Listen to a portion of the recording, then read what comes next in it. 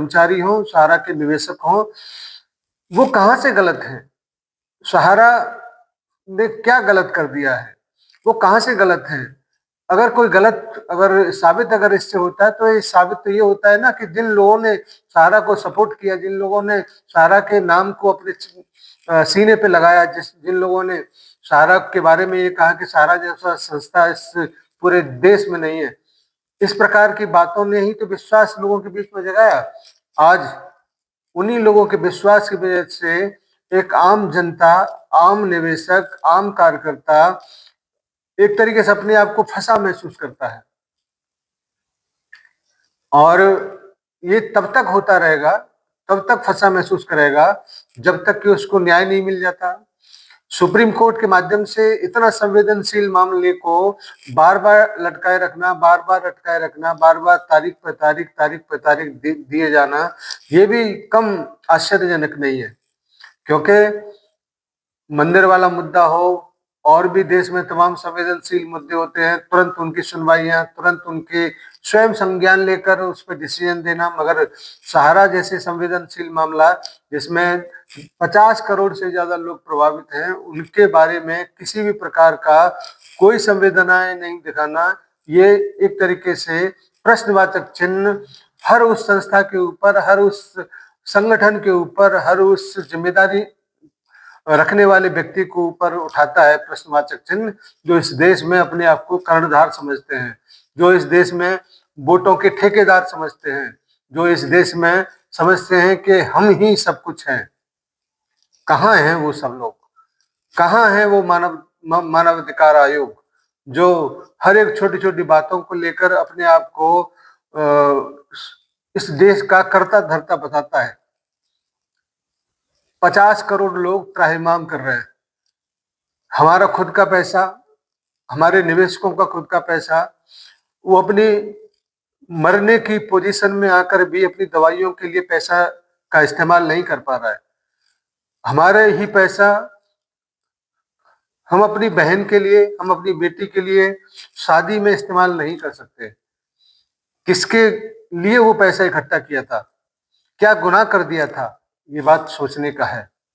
और निश्चित रूप से इस बात को उठाने के लिए हम लोग कुछ भी करने के लिए तैयार हैं, लेकिन देश है अपना, रेल नहीं रोक सकते, ट्रेन नहीं रोक सकते, बसें नहीं जला सकते। ये शायद कमी है हमारे अंदर, क्योंकि देशभक्ति का एक जज्बा हमारे पास हमेशा से रहा है इस वजह से।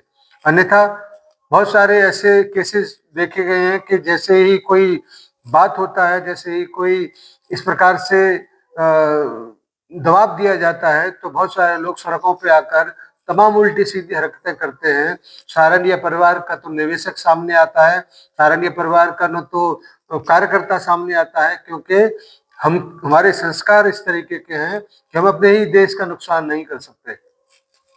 लेकिन अब इन सारी चीजों को हमारे इस देश के कर्णधारक को एक नए सिरे से देखने की जरूरत है कि जितना समय इसमें हम लोग लगाएंगे, जितना समय इसमें हम लोग बिताएंगे, उतना ही ये एक ज्वालामुखी के ढेर पर बैठा हुआ मामला है। और अत जब हो जाती है तो बहुत कुछ ऐसा भी हो जाता है जो व्यक्ति करना नहीं चाहता। सभी मेरे साथियों से ये जरूर अनुरोध है कि हम सहारनीय परिवार के कर्मठ कर्तव्योगी साथी हैं, जो अपने कर्म के ऊपर विश्वास करते हैं, जो अपने कर्तव्य के ऊपर विश्वास करते हैं। तो जब भी संस्था के माध्यम से हमको इस तरीके का गाइडलाइंस मिला है, हमने उसका अच्छे से पालन किया है और यही हमको बताया गया है कि यही हमारा अनुशासन है जो हमारे कर्तव्य को जगाता है। अगर हम संस्था की ओर से दिए गए निर्देशों के विपरीत अगर चलते तो अब तक पता नहीं इस देश में क्या होता। इसीलिए हम लोग अपने देश के जिम्मेदार लोगों से ये जरूर अपील करना चाहेंगे कि जल्दी से जल्दी करोड़ों लोगों की सहायता के लिए आगे आए, जल्दी से जल्दी करोड़ों लोगों की रोजी रोटी के लिए आह्वान करें, जिससे कि इतने सारे लोगों के चूल्हे, इतने सारे लोगों के दो वक्त के निवाले जरूर मिल जाएं।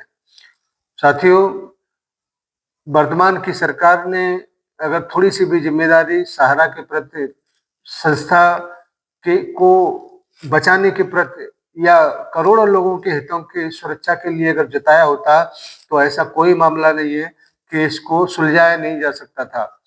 मध्यस्थता वाला मामला जो आज पिछले 1 साल से 1.5 साल से है, उसको 5 साल, 6 साल, 7 साल पहले भी लाके इस मामले को निपटाया जा सकता था, क्योंकि बगैर उसके इस मामले का समाधान तो कतई संभव था ही नहीं। इसीलिए अब जरूरत है कि हम सब अपनी आवाज को किसी न किसी रूप में जरूर उठाएं, और आप लोगों से भी मेरा ये अनुरोध है कि मैं ये जो मेरा वीडियो है इसको भी अपने जनप्रतिनिधि तक जरूर पहुंचाएं और उनसे अपील करें कि इसको एक बार जरूर टटोलने की जरूरत है। जिन बातों को इस वीडियो में उठाया गया है उसको समझने की जरूरत है।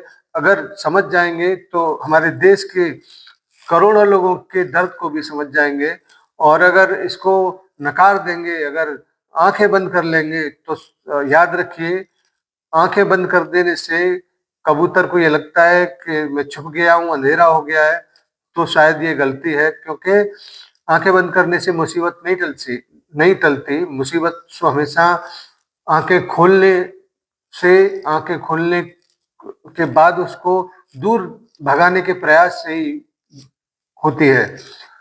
इसीलिए आप सबसे मेरा ये जरूर आग्रह है कि जल्दी से जल्दी इस मामले को निपटा कर अपने देश में एक फिर से विश्वास को स्थापित किया जाए, और सहारा जैसी बहुत देशभक्त से लबालब संस्था को पुनर्जीवित करके एक नए युग की शुरुआत किया जाए।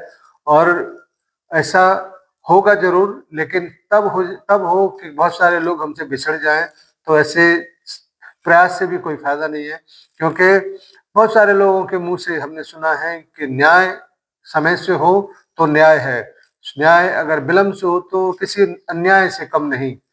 तो अन्याय न हो, न्याय हो जाए, यही इस देश में करोड़ों लोगों की भलाई के लिए उचित है। धन्यवाद। आज का ये वीडियो मेरा अलग विषय पे था।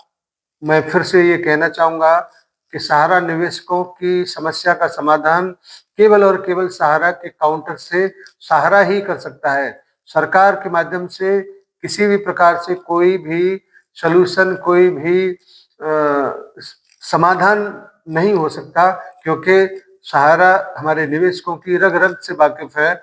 उसके पास हर वो चीज है जिससे सहारा के निवेशकों को राहत प्रदान की जा सके। धन्यवाद सभी को, सादर सारा प्रणाम। फिर मिलते हैं एक नए वीडियो के साथ, उसके लिए इंतजार करें। धन्यवाद सभी को, सादर सारा प्रणाम। जय हिंद, नमस्कार, सादर सारा प्रणाम।